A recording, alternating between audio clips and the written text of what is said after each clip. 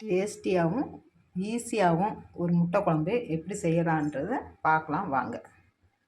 அதுக்கு தேவையானது முட்டை, தக்காளி, வெங்காயம், மிளகாத்தூள், மஞ்சத்தூள், கரம் மசாலா, மல்லித்தூள், இஞ்சி பூண்டு சின்னதாக அரிஞ்சது, கொத்தமல்லி தழை, கருவேப்பிலை, பட்டை, கிராம்பு, கொஞ்சமாக மிளகு நுணுக்கி வச்சுருக்காங்க. இதை எப்படி செய்யலான்னு பார்க்கலாம் வாங்க. பட்டை கிராம்பு போட்டு இஞ்சி பூண்டு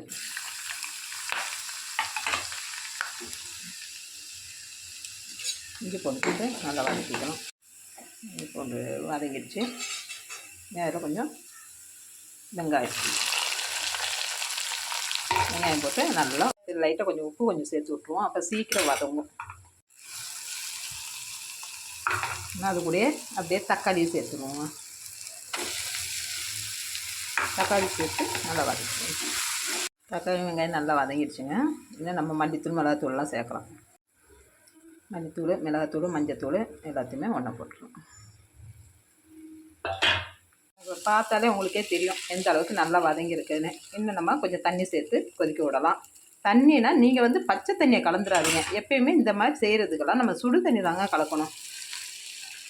இது 3 பேர் தாராளமாக சாப்பிட்லாங்க.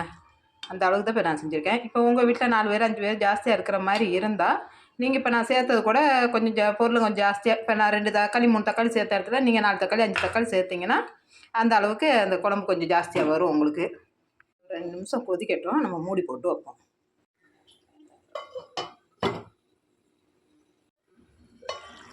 குழம்பு கொதிச்சிடுச்சுங்க. நம்ம இப்போ முட்டையை உடச்சி ஊற்றுவோம்.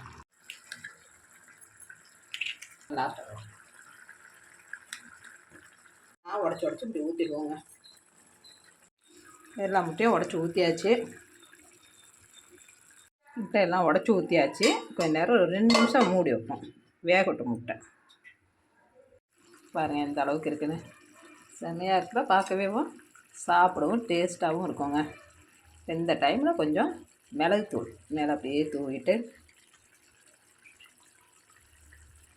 ரெடி ஆகிடுச்சு. இன்னும் கொத்தமல்லி தழை தூவி அப்படியே இறக்குறது மொத்தம்தாங்க, முடிஞ்சிடுச்சு. நீங்களும் செஞ்சு சாப்பிட்டு பார்த்து எப்படி இருக்குன்னு சொல்லுங்கள். பாருங்கள் குழம்பு பார்க்கவே எவ்வளோ அழகாக இருக்குன்னு. சாப்பிடவும் நல்லாயிருக்குங்க, டேஸ்ட்டாக இருக்கும். நீங்களும் செஞ்சு சாப்பிட்டு பாருங்கள்.